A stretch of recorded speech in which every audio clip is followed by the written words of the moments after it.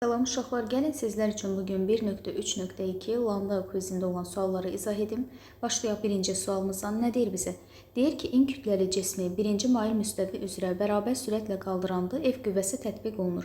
Həmin cismi ikinci mail müstəvi üzrə bərabər sürətlə qaldırmaq üçün hansı qüvvə tətbiq olunmalıdır? Sürtünmə və müqavimət qüvvəsi nəzərə alınmır. Uşaqlar, mail müstəvidə qazancdan söhbət gedərsə, bizim ifadəmiz nə idi?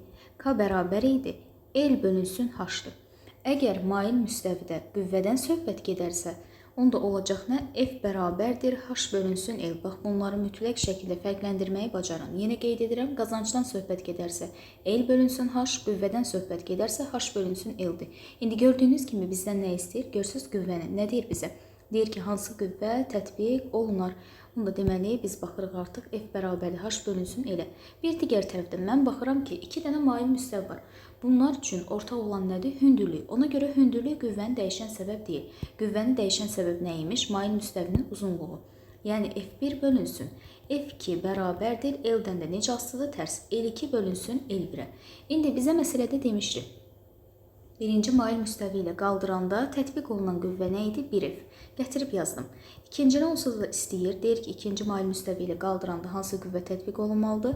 L2-ni gördüyünüz kimi şəkildə vermişdi. 2L1. L1 öz yerində buradan ixtisar getdi. Qaldın da 2F2 bərabərdir 1F-ə.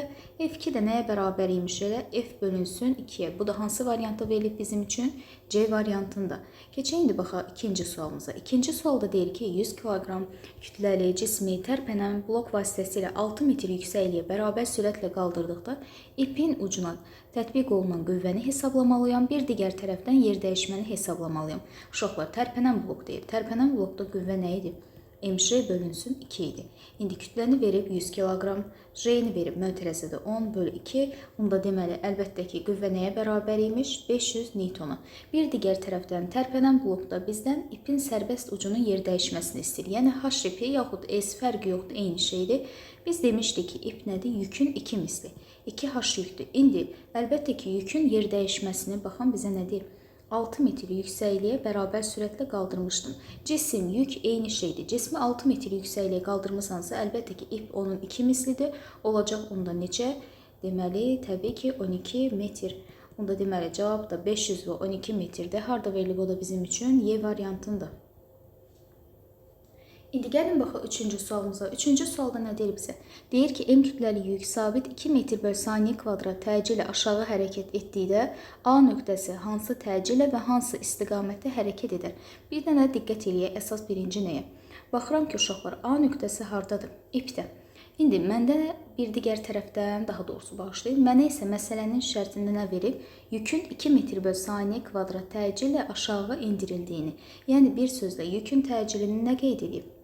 Deməli, bax, yazırıq. A yük bərabərdir 2 metr bölünsün saniyə kvadrat. Və məndən yenə qeyd edirəm, ipin təcilini istəyir.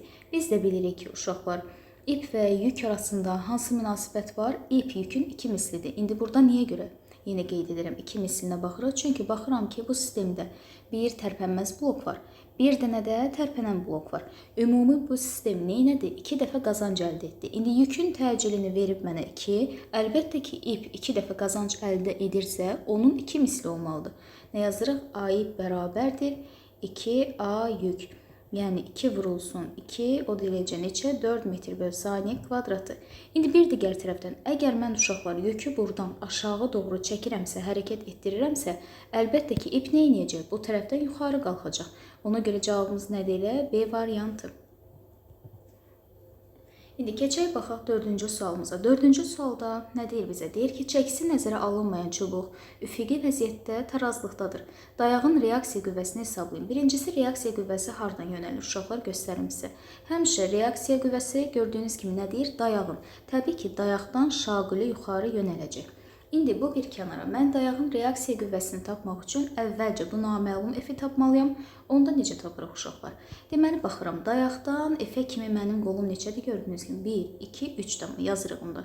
3F bərabərdir. Bir də dayaqdan baxmalıyam. Baxın, bu 21 Newton, yəni qüvvə tətbiq olunubdur və bu qüvvənin artıq mənə qiymətini verib. İndi deməli, 21 vurulsun neçə? 1, 2, 3, 4, 5. 21 vur 5-ə hər tərəfi 3-ə böləndə qalacaq burada 7 vur 5. O da eləyəcək neçə? 35 Newton. Yəni baxın, bu qüvvənin qiyməti artıq nəyə bərabər imiş? 35 Newtona bərabər imiş. İndi əlbəttə ki, biz reaksiya qüvvəsini necə tapırıq? Yuxarı yönələn qüvvələr hansıdır? Reaksiya, bir də 21 Newton qüvvəmiz. Aşağı yönələn nədir ancaq? 35 Newton qüvvəmiz. Onda buradan reaksiyanı tapanda nəyə bərabər oldu? 14 Newtona. Yəni bizim reaksiya qüvvəmiz 14 Newtona bərabərdir. İndi keçək gəlir bizim neçənci sualımız? 5-ci sualımız deyir ki, hansı ifadələr doğrudur? Uşaqlar, əlbəttə ki, K cismi baxırsınız ki, tarazlıqda da elə deyilmi? Belə gedəcək, belə gələcək, belə gedib, belə gələcək, nəhayət öz əvvəlki vəziyyətini alacaq. K cismi tarazlıqdadır. El cismi tarazlıqda deyil uşaqlar, dayanıqsız vəziyyətdədir. Niyə görə? Çünki özünüz bir düşünün, elə bir dağda dayanmışsınız, dağdan aşağı bir cisim atdınız. O cisim təzədən sizə qayıda bilərmi? Əlbəttə ki, xeyr. Ona görə el cismi dayanıqsız tarazlıqdadır. Ümumiyyətlə, üfüqi səthdə biz demişdik ki, cisim hərəkət etsin. M cismi də gördüyünüz kimi üfüqi səthdədir. O, uşaqlar, fərqsiz tarazlıqdır. Ona görə bu da olacaq deməli hansı? 6. Yəni doğru cavabımız 1-dir, 3-dür, bir də 6-dır. İndi keçək 6-cı sualımıza. 6-da deyir ki, kürələrin daxilində boşluq var. Uşaqlar, baxıram ki, birinci kürədə aşağı hissə boşdur, yuxarı hissə isə doludur. İndi özünüz düşünün, bir məsələn, məntiqdən fikirləşək də, aşağı hissənin tutalım kütləsi azdır, lap belə deyək. Aşağıda kütlə 2 kiloqramdır, yuxarıda 10 kiloqramdır. İndi 2 kiloqram 10 kiloqramı saxlaya bilər? Xeyr. Əlbəttə ki, orada tarazlıq nə edir? Pozular. İndi burada da eyni şeydir.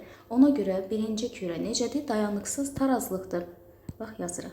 1-ə gəldi deməli, dayanıqsız tarazlıqdır C. İndi 2-də isə aşağıda kütlə çoxdur, yuxarıda azdır artıq. Əlbəttə ki, o necə olacaq? Dayanıqlı tarazlıq. Deməli, onda 2-yə gəldi dayanıqlı tarazlıq A. 3-də isə uşaqlar. Gördüyünüz kimi artıq bu əhəmiyyətsizdir. Fərqsiz tarazlığa gəlib çıxacaq. Ona görə 3-ə də gəldiyinə B variantı, yəni 1C, 2A, 3B'dir. Bu da bizim 1.3.2 başlığındakı suallarımızın izahidir yoldaşlar.